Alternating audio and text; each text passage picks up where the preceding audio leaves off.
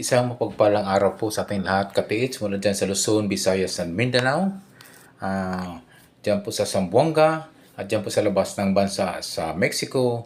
Muchas gracias, amigo.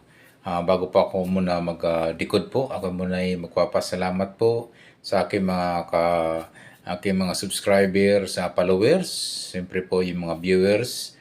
Thank you so much for watching always my video, my YouTube channel.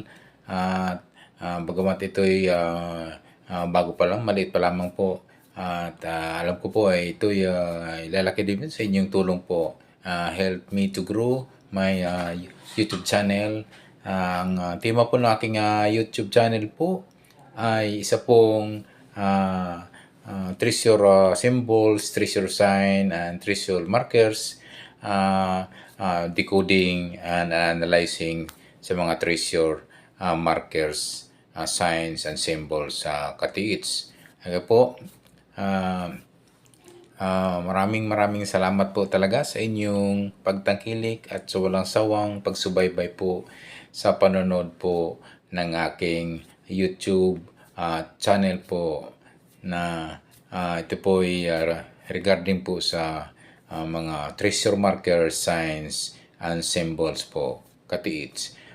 Yung mga marami po nagtatanong po sa nagko-comments po sa aking comment section po na saan po pwedeng magpadala po ng mga treasure marker, signs, and symbols po. Pwede nyo pong ipadala po sa aking Facebook page, Alejandro Sanchez po. Yung aking profile po doon ay naka-shade po ako doon, naka-sunglasses po. Yun po ang inyong piliin dahil marami pong mga kapangalan ko po doon. Alejandro Sanchez po ang lumalabas po kung inyo pong i-search po. So, ang gawin nyo po, i-add friend nyo muna po ako para po kayo makapasok o kaya po para po kayo makapag-send po ng inyong mga treasure markers, sign and symbols for decoding and analyzing katiits po. So, sa aking Facebook page po, pwede po kayo magpadala, pwede kayo mag-send. Alejandro Sanchez. Ang aking profile po doon, naka-shade po ko doon, naka-sunglasses po ko doon, katiits. Hindi po katiits. Ako po ay nagpapasalamat po din sa aking katiits na si Mr. Aruli Adlaon Look po, na ito ay gumagawa po ng treasure hunting equipment diyan po sa Turukan, Zamboanga area. Thank you so much Mr. Aruli Adlaon Look. Ito po ay patuloy po sa paggawa ng kanyang gold locator katiits. Okay po, ito po at tayo po ay mag-decode po at mag-analisa po sa pinadala po napakaganda pong treasure marker.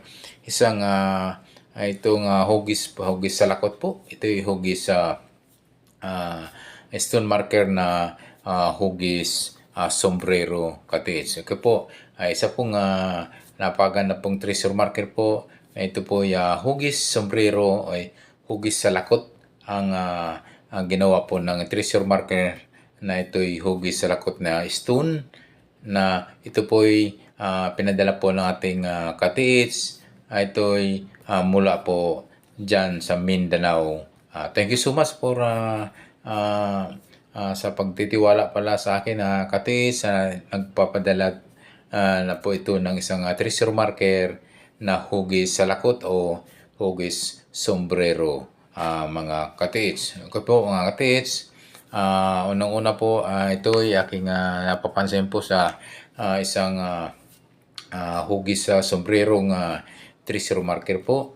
Isa po itong napaka-legit po na napakagandang treasure marker na ito po ay gawa po ng mga Japanese, pwede rin pong gawa po ng Korean at pwede pong gawa po ng Chinese katiits. Okay po, ang una po ay inyong gagawin po ay detect po itong mismong hugis sa lakot na bato.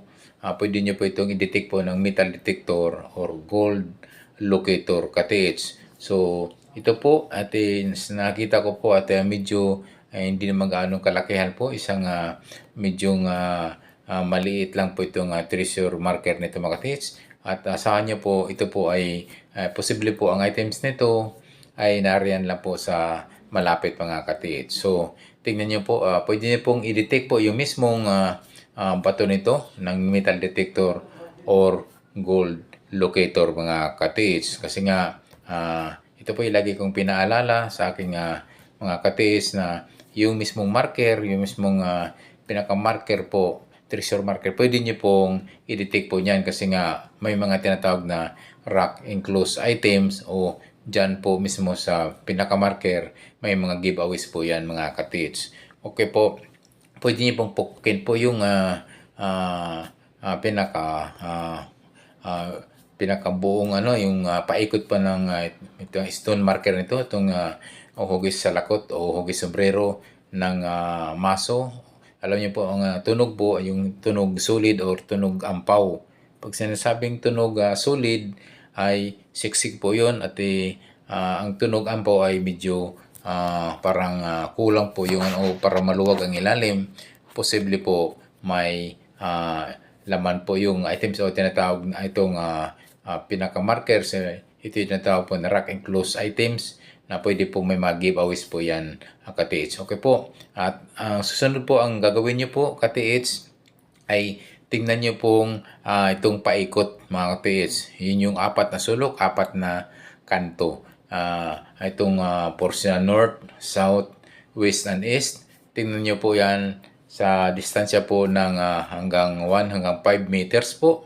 Ang layo ay posible po mayroon yan tinatawag na counter sign or coordinated marker sign mga katiits na pwede pong mag-pinpoint o magturo po ng item po. At minsan po, yung mismong mga counter sign o yung mga minsan na coordinated marker sign ay nandun po mismo yan sa mga counter sign o coordinated markers ang item mga katiits. Okay po, huwag niyong kalimutan po mga katiits, obserbahan po, tingnan niyo po yung apat na kanto, yung apat na sulok po na ito yung sa pinakalalagyan, hindi gaanong lalayo po, mga 1 hanggang 5 meters po ang layo ng itong sombrerong stone marker o sombrero po.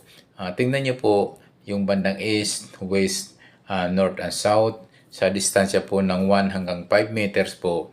Baka po mayroon po itong tinatawag na coordinated marker sign o tinatawag na counter sign marker mga katiits. Minsan po ay gumagamit po yan ng mga old century tree, yung mga isang puno na lang po natitira at mga medyo may mga kaliitang bato o stone na ito may counter sign o may mga palatandaan o guhit na pwede ring i-engrave o i-guhit po yung sombrero na hugis sa lakot po sa mga counter sign o mga counter markers katiits. Yan po ay sana po ay nasundan po ng ating katiits na nagpadala po nito ng pakagandang treasure marker mula dyan sa Mindanao katiits. Okay po, pwede pong halimbawa po may wala kayo mga treasure hunting equipment, pwede nyo po magtisdig po sa bandang east ng 1 hanggang 3 meters.